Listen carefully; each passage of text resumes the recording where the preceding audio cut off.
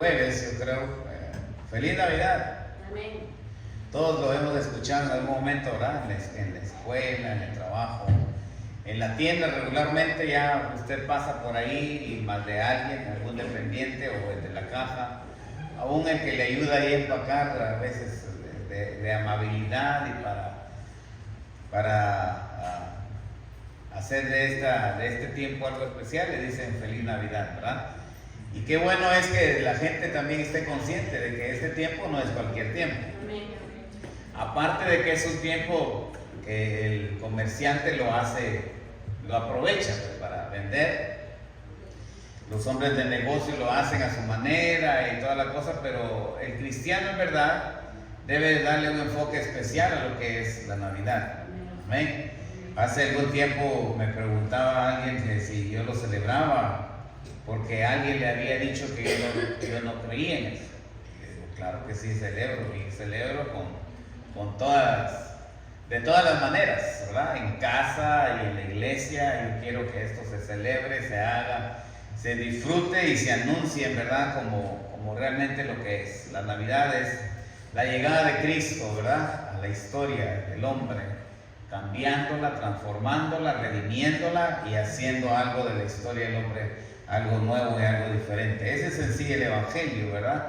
La Navidad que nosotros enfocamos y damos el anuncio esta tarde. Muy bien, yo creo que esta semana estuvimos tratando de este tema en el Evangelio de San Lucas. Vamos a ir ahí una vez más, Evangelio de San Lucas, capítulo 2.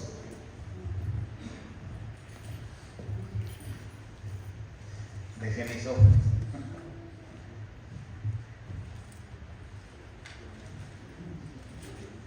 Evangelio de San Lucas, capítulo 2, y por cierto mi esposa estuvo desarrollando su preliminar haciendo un enlace en este capítulo 2 de Lucas. Hoy solo vamos a ir a un versículo. Ya hemos estado leyendo en estos días, en esta semana, acerca de lo que han sido los versículos anteriores. Por cierto, el jueves hablamos del 11, hoy vamos a hablar del 12. Evangelio San Lucas, capítulo 2, versículo 12. Esto os servirá de señal. Hallaréis al niño envuelto en pañales, acostado en un pesebre. Leámoslo todos juntos. Esto os servirá de señal. Hallaréis al niño envuelto en pañales, acostado en un pesebre. Gracias, Padre amado, por esta historia que cambió mi historia, que cambió en la historia de todos acá. Porque un día cuando conocimos, cuando oímos, cuando escuchamos, cuando tu Espíritu Santo convenció nuestro corazón, nos dimos cuenta que en verdad, Padre amado, la historia sería diferente si no hubieras intervenido, si tú no hubieras llegado, si tú no hubieras aparecido, si tú magistralmente no hubieras hecho este milagro tan especial, tan único, que hoy estamos celebrando y que hoy tu palabra trae, Padre amado, para meditar en ella por un momento y reflexionar y ver cuán grande has sido tú, Señor, a favor nuestro. Hoy pedimos tu bendición, tu ayuda, que esta palabra llegue, llene y satisfaga nuestro corazón, porque hemos creído en un Cristo de poder, en un Cristo que puede, en un Cristo que ama, que salva, que redime y que está listo, está pronto, Señor, para bendecirnos y ayudarnos. En el nombre de Cristo Jesús te agradecemos. Amén. Amén. Ocupe su lugar, hermano, esta tarde. Dice el libro de los Hebreos, Dios habiendo hablado de muchas formas y de muchas maneras. Y eso se refiere a las formas y eso, aunque valga la redundancia, ¿verdad? De las tantas veces que Dios habló, de las tantas veces que Dios trató con el hombre. Lo vemos desde Génesis, que Dios siempre buscó al hombre, desde el huerto del Edén. Cuando éste pecó, cuando éste falló, cuando éste abandonó su estado, su confianza, su santidad, su comunión con Dios, Dios habló, Dios llegó ahí buscar al hombre. Y así, a través de la historia, contemplamos las formas y las veces que Dios intentó llegar, intentó hablar, hizo el esfuerzo de ir y hablar. Y lo hizo de muchas formas, claramente como lo dice Hebreos, de muchas formas, de muchas maneras se lo hizo. Y dentro de esas tantas formas que él habló, lo hizo a través de ángeles. Regularmente ángeles fueron y anunciaron, ángeles fueron e ejecutaron la voluntad. Por ejemplo, desde el huerto del Edén, cuando Adán y Eva fueron echados, fueron sacados de ahí del huerto del Edén, dice la palabra de Dios que Dios puso un ángel allá para guardar, para cuidar de que ellos ya no pudieran entrar a aquel lugar. O sea que ángeles fueron y cumplieron esa orden de guardar aquel lugar. Vemos el resto de la historia nos habla de cuántas veces también Dios usó a los ángeles como mensajeros y fueron y ejecutaron su orden. Por ejemplo, cuando llegaron a Sodoma y Gomorra, ellos fueron, hablaron y como Lot no obedeció, no le creyó literalmente dice que ahí dice la palabra de Dios que ellos lo tomaron de sus manos y tuvieron que salir. O sea que los ángeles entraron en acción, tomaron a Lot y a sus hijas y salieron. Y de no haber sido así, pues la historia hubiera sido diferente, ¿verdad? Los ángeles entraron en acción. Y así sucesivamente podemos ver cómo los ángeles estuvieron involucrados. Dios los tomó en cuenta, Dios los envió para ciertas misiones. Y la Biblia nos habla de algunos que efectivamente tienen sus nombres: el ángel Miguel y el ángel Gabriel. Ellos son los más sonados, los más comentados en la Biblia, que fueron directamente enviados por Dios para hablar, para tratar, para hacer ciertas misiones. O sea que los ángeles están acostumbrados a ver las formas y las maneras que Dios habla. A los ángeles no les sorprende que Dios hable por fuego, porque ya lo ha hecho. No les sorprendería si Dios habla por agua, porque lo hizo también en el diluvio. No los sorprendería que Dios hable incluso por animales, porque ahí tenemos la historia de Balaam.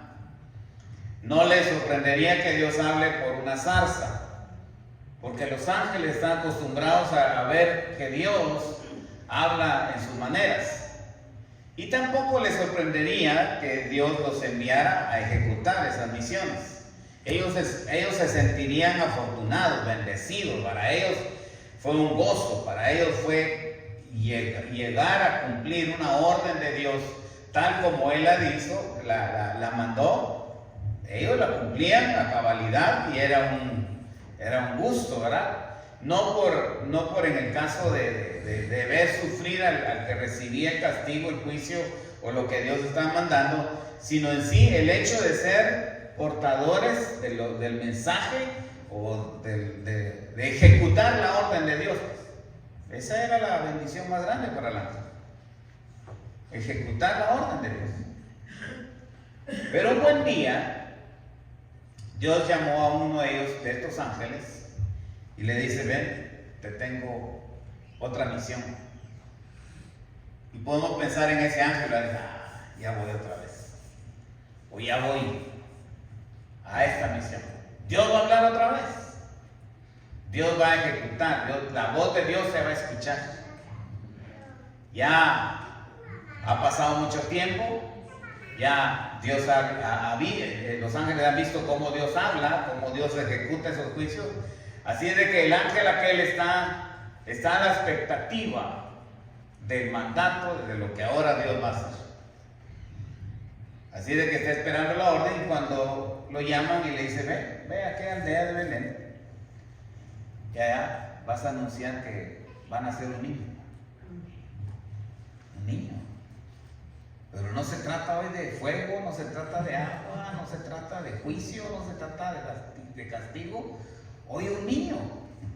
¿Cómo un niño? ¿Cómo hoy? Después de Dios hablar de aquí y acá, de esta forma, de esta manera, cómo Dios haciendo ver su poder, haciendo notar su justicia, su juicio, su misericordia, su misma ira, ha usado toda la manera, toda la forma, cómo hoy va a hablar a través de un niño. Eso ni en el cielo se había visto. Eso ni en el cielo se habían imaginado que Dios en algún momento, para hablar, para atraer la atención del hombre, lo iba a hacer ahora a través de un niño. No nos cabe la idea, ¿verdad? Inicialmente. Vámonos trasladando a ese momento, cuando Dios está a punto de hablar a través de un niño. Isaías lo profetizó, Isaías lo dijo, Isaías lo menciona, y por cierto le da los nombres de ese niño, que será una señal, que vendrá de una virgen, es más, que nacerá en un lugar, y menciona la ciudad, el pueblo, la aldea.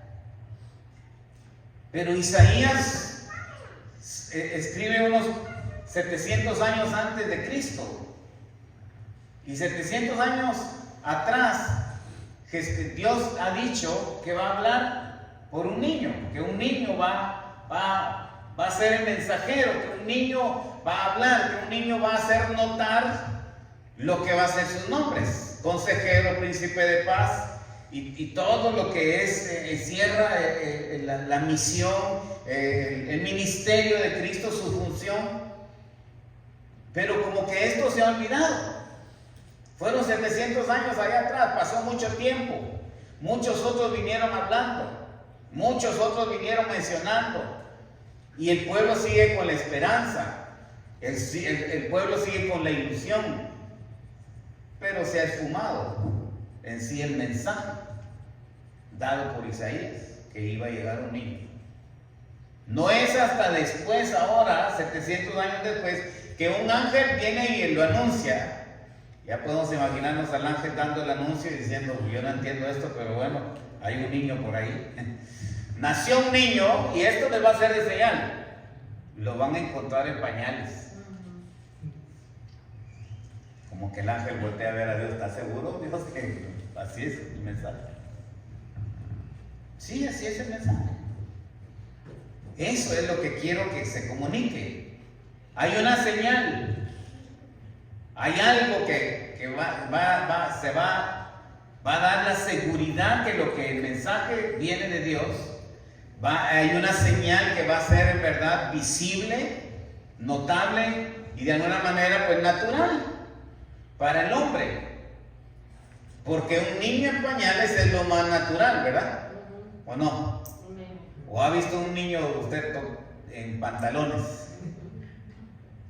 No, el niño recién nacido, especialmente, hermano, hasta le buscamos un pañalito especial, ¿verdad? Porque no sabemos ni siquiera cómo va a salir, si va a tener una reacción diferente con esta marca, con esta otra. No quiero mencionarlo porque no me están pagando aquí publicidad, ¿verdad? Pero de repente le pasa como a nuestros hijos. Mi esposa compró una marca y resultó que en algún momento la quiso cambiar, y todo esto fue, los que pagaron mal fueron los niños, porque esa marca no les hizo bien. Pero es lo más normal, es lo más natural, ver a un niño en pañales. O sea que el mensaje de Dios va de acuerdo a la naturaleza del hombre. No había una cosa que no se iba a entender. No iba a ser un mensaje que no iba a caber en la imaginación del hombre. El niño a quien estaban presentando como alguien que Dios estaba anunciando, iba a tener la identidad puramente humana. Iba a estar envuelto en pañales.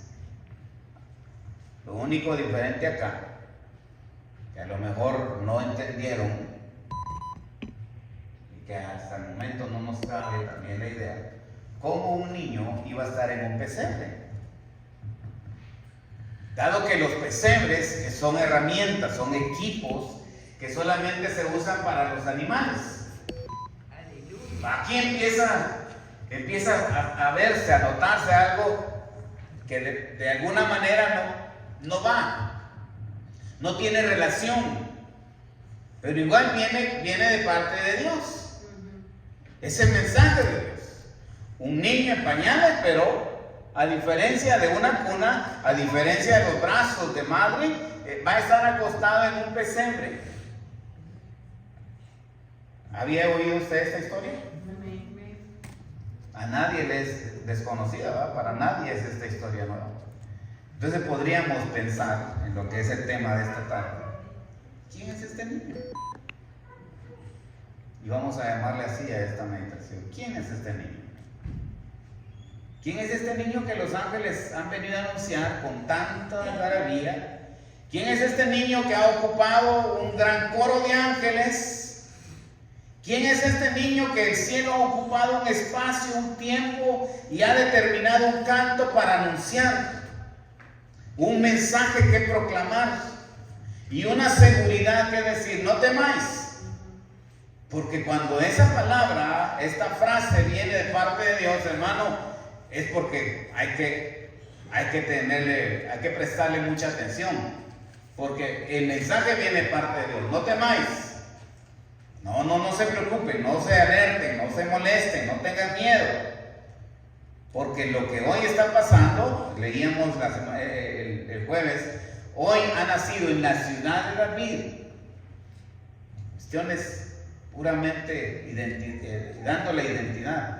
Pero hoy vamos a pensar qué nos dice la Biblia, aparte de lo que ya conocemos, aparte de lo que esta porción es leída y mencionada tradicionalmente en estos días. Hoy quisiera conectarme con el resto de la Biblia, para que el resto de la Biblia nos diga quién es este niño que ha llamado la atención y que llamará la atención mientras Él no venga y que la historia cambie, mientras la iglesia no sea levantada al cielo. Esta historia va a seguir anunciada año tras año y año tras año. Aunque otros lo hagan para hacerse más ricos y otros hagan para hacer más publicidad, la iglesia lo hace para pronunciar en quién cree, en quién espera y en quién confía y por quién ama o por quién vive, ¿verdad? La iglesia entonces celebra la Navidad por esto. Pero volviendo al tema, ¿quién es este niño? Y para contemplar rápidamente algunas respuestas de eso, vamos a pensar en lo que es el Salmo 45. Si usted quiere venir conmigo, veamos lo que el Salmo 45 nos dice acerca de este niño. Mira hasta dónde vamos a remontarnos. Salmo 45. ¿Sabe en qué año fue escrito este salmo? Salmo 45 fue escrito, según algunos historiadores, 1000 años antes de Cristo. Mira hasta dónde nos estamos remontando. Aunque podríamos llegar incluso hasta Génesis para hablar de quién es este niño, vamos a ir rápido y vamos a ser directos en lo que ciertas partes, no todas, porque nos llevaría mucho tiempo, pero vamos a pensar quién es este niño según el Salmo 45. Específicamente en el versículo 2. Hablando del niño dice: eres el más hermoso de los hijos de los hombres. Yo pensé que aquí iban a hacer una más fuerte. Ese niño que tanto se celebra y se anuncia y acaparó un tiempo y un espacio y una atención en el cielo para ser anunciado, decía el salmista 1000 años antes de que llegara: eres el más hermoso de los hijos de los hombres. Nadie va a ser más hermoso que tú. Y no solo en su parecer, en su forma de hablar, en su forma de tratar, en su carácter, en su ser entero, en todo lo que él él es el más hermoso de los hijos de los hombres. Amén. Ese es el niño. Por esa razón, hermano, sigue diciendo el salmista, por lo menos menciona dos cosas de lo que hacen que este niño sea el más hermoso. Dice: la gracia se derramó en tus labios. Por tanto, Dios te ha bendecido para siempre. Para siempre. Vea, la gracia que él va a tener desde su nacimiento, desde ese día, desde ese momento y circunstancias, en pañales y en ese pesebre, va a ser el más hermoso porque hay una gracia derramada en su vida, en su corazón, en ese ser indefenso, en un niño. Es una gracia que no tiene fin, no se va a acabar, por siempre va a estar esa gracia. Esa es una de las razones por qué la atención, por qué el centro de nuestra atención en ese niño. Ese es el niño, es el más hermoso, es el más bello, es el más digno de toda alabanza. Y hay otra porción, hay una palabra más que es mencionada aquí. Dios, al final del versículo 2, por tanto, Dios te ha bendecido para siempre. Ciñe tu espada sobre el muslo, oh valiente, con tu gloria y con tu majestad. Otras características que lo contemplamos, hermano, y que desde ahí se ve, se puede asegurar, hermano, que ahí se veía toda aquella majestad, toda aquella gloria, porque dice ahí, los ángeles inundaron aquello, pero con todo ello, la gloria de Dios resplandeció ahí. El centro, el niño. Era un niño. Ese es el niño, ese es el que hoy estamos celebrando. Pero aparte de esta cita, hay otra que quiero también ver y que vayamos ahora a la epístola a los Filipenses, porque fíjate que toda la palabra nos describe de quién es este niño. Filipenses capítulo 2, el apóstol Pablo hoy aquí escribiendo nos habla en su experiencia de quién es Jesús, de conocer a Jesús. Dice el versículo 5 ahí del capítulo 2, Filipenses 2:5. Dice, haya pues en vosotros este sentir que hubo también en Cristo Jesús, el cual siendo en forma de Dios, no estimó el ser igual a Dios como cosa que aferrarse, sino que se despojó a sí mismo, tomando forma de siervo, hecho semejante a los hombres. Aquel niño que Lucas nos está hablando, en medio de toda la grandeza, de toda la gloria, toda la majestad que hemos hablado del Salmo 45, hoy dice Pablo que ese mismo niño, en el hecho, en el momento de de tomar parte de la humanidad, estaba demostrando una humildad que voluntariamente él se sujetó, que voluntariamente él tomó parte, sin que le exigieran, sin que le cargaran. No, él voluntariamente dice que se despojó, se humilló y no se aferró el ser igual a Dios o ser Dios. Pero hay una parte aquí en este versículo que quisiera mencionar. Dice acá, en el versículo 5, haya pues en vosotros este sentir. Mire esta palabra, este sentir. No dice acá, haya en vosotros este pensar, porque son dos cosas muy distintas, ¿verdad? A veces pensamos antes de sentir, y regularmente los hombres caemos los humanos, pues caemos en ese, no sé si llamarle error o costumbre o manera de ser. A veces pensamos para poder sentir, ¿o no? Cuando usted conoce a alguien, primero empieza a pensar si se enamora o no, y después empieza a sentir todo lo que sintió, ¿verdad? Ahora ahí sí ya se sonrieron un poquito, como que ya, ahora sí estamos distinguiendo lo que es pensar y sentir.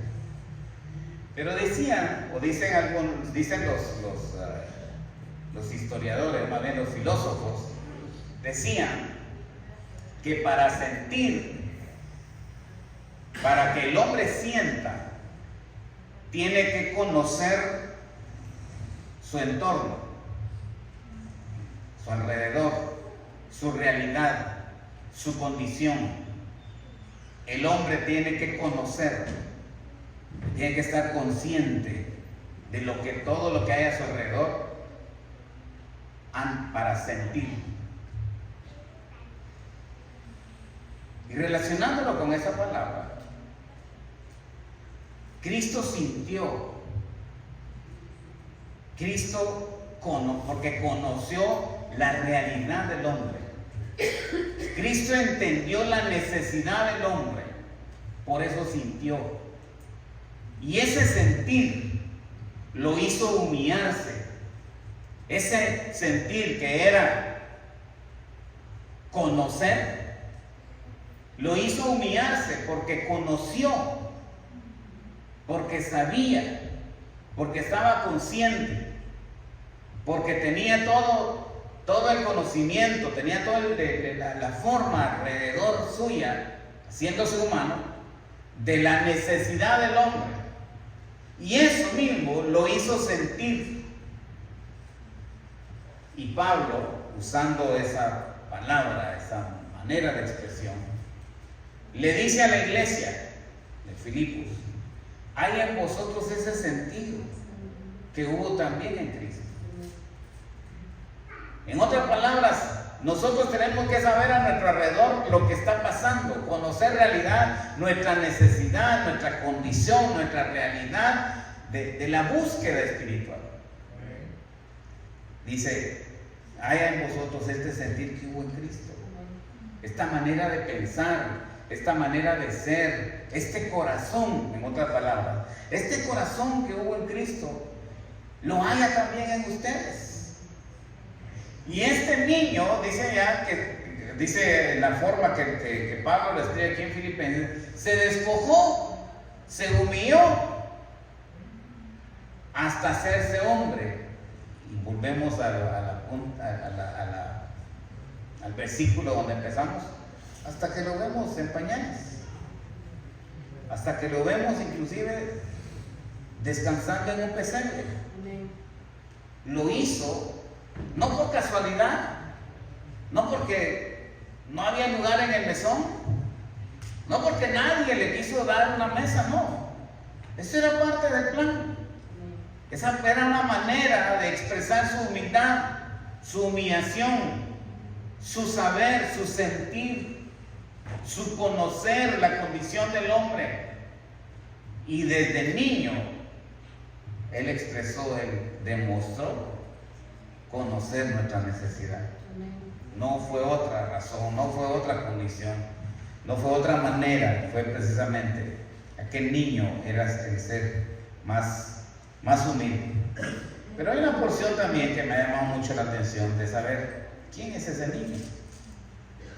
Y hay un versículo también bastante conocido, que si se lo doy, yo sé que ni lo va a buscar, usted lo va a decir rápidamente. Juan 3:16. A ver, porque de tal manera amó Dios al mundo, que ha dado a su Hijo, para que todo aquel que en Él cree no se pierda, mas tenga vida eterna. Amén. Algunos dicen que este es el versículo, el Evangelio, total se encierra en este versículo. Con este versículo tenemos todo el mensaje del Evangelio proclamado, anunciado. Pero quiero pensar en lo que el apóstol Juan está escribiendo acá, para relacionarlo con este versículo inicial. Aquel niño en pañales, aquel niño en el pesebre, es llamado por Juan el Hijo unigénito. Y esta palabra, más adelante la vamos a estar estudiando un poquito más, porque con la ayuda del Señor vamos a estar hablando acerca de las diferentes doctrinas, diferentes religiones. Y esta palabra, algunas religiones la confunden. Ya en su momento hablaremos de cuáles religiones y vamos a ver de qué manera la confunden. Pero así generalmente hoy le quiero mencionar en qué manera lo confunden. Lo confunden, o sea, esta palabra, unigénito, lo confunden porque piensan o interpretan esta palabra de unigénito como alguien que empezó, alguien que tuvo un inicio. En otras palabras, alguien que fue creado, el unigénito, porque solamente estudian cierta parte del significado de la palabra, pero en realidad la raíz de esta palabra, disculpen que la tengo que leer porque no se me quedó. Monógenes. Monógenes es una palabra griega. Y esta palabra tendría que estudiarse más profundo para en realidad ver que no es como se interpreta hacia la ligera de alguien que fue creado, alguien que tuvo un inicio, alguien que fue puesto, alguien que de repente empezó a existir. Eso es la imaginación, por lo menos es la interpretación que le dan otras religiones para hablar de Jesús, para hablar del unigénito. El unigénito significa único en su clase, único en su naturaleza, único. Y de esta manera, hermano, encontramos entonces, hay dos maneras de interpretar esta palabra. Yo quiero ponérsela así para descifrar esta cuestión de la palabra. La primera definición de monógenes se refiere a ser el único en su tipo dentro de una relación específica. Bueno, esto todavía está más difícil de entender, ¿verdad? Pero usted se recuerda cuando allá Hebreos habla acerca, bueno, hay otras porciones, pero hay una en especial que habla acerca del unigénito en Hebreos, cuando habla acerca de... Vamos a ir a la cita, ¿no? Quería ir más, pero Hebreos capítulo 11 encontramos la palabra clave acá. Hebreos capítulo 11 versículo 17 dice: por la fe Abraham, cuando fue probado, ofreció a Isaac, y el que había recibido las promesas ofrecía su unigénito. Esa es la primera interpretación del unigénito, cuando tiene una relación específica. En este caso, Abraham e Isaac. Era el unigénito en el sentido de que era el único, de que era solamente él. Aunque anteriormente la historia habla de Ismael, pero hablando acerca de la descendencia, Isaac era el unigénito, que tuvo su tiempo de ser prometido y en su momento también fue cumplido. En ese aspecto está la palabra que le acaba de mencionar, la monógenes, pero hay otro significado.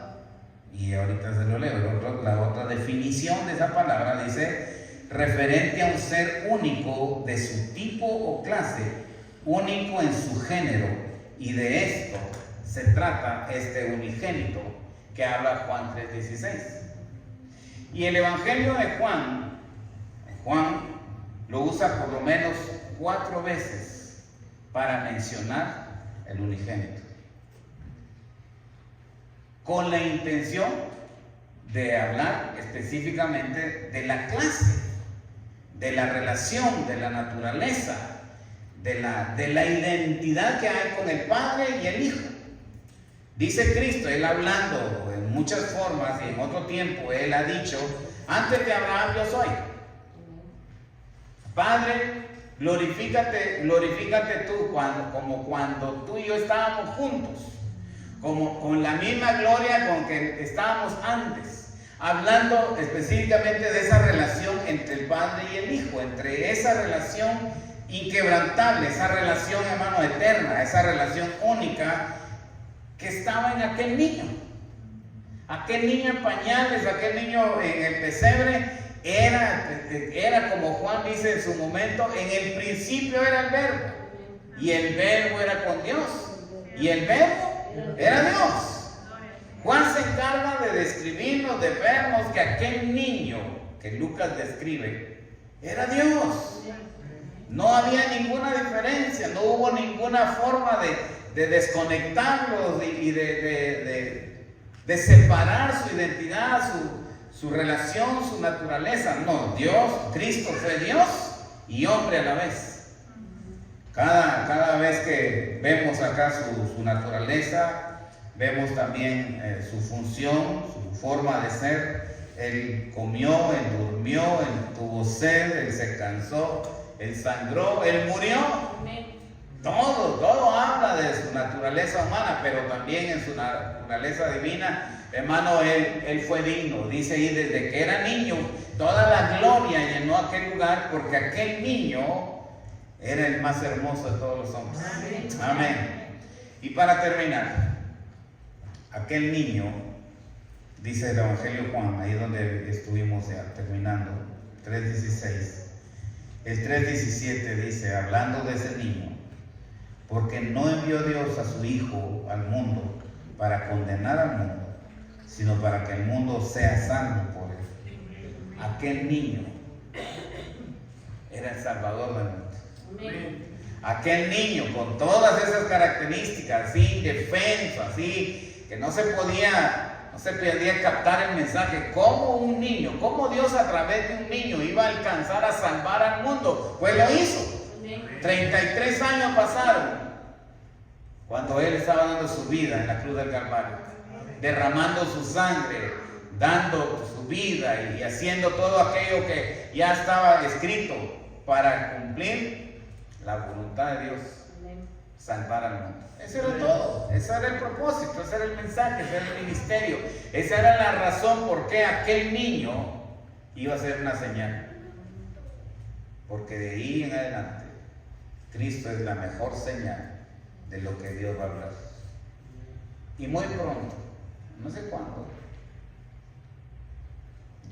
algunos se han atrevido a poner fecha, pero en algún momento, un abrir y cerrar de ojos, dice la palabra de Dios, habrá otra señal. Porque Dios sigue hablando por señales. Y la señal más hermosa, todo ojo lo verá. No habrá nadie que ignore, no habrá nadie que diga no me di cuenta, no supe, no lo vi. Todo ojo lo verá, es una señal. Porque aquel mismo niño que hoy estamos describiendo, que hoy la Biblia nos ha dicho, ya no como niño, sino como Rey de reyes y Señor de señores aparecerá. En el cielo aparecerá. Va a haber una señal que no todos entenderán, que no todos se alegrarán, que no todos van a celebrar, pero una cosa sí, toda lengua confesará que Él es Rey de reyes y Señor de señores.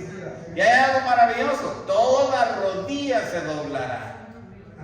En aquel tiempo no entendieron cómo un niño en pañales y en un pesebre hacer eso, pero esa era una señal, esa es la manera, esa fue la forma en que Dios dio una señal. Ese mismo niño, después de miles de años, aparecerá.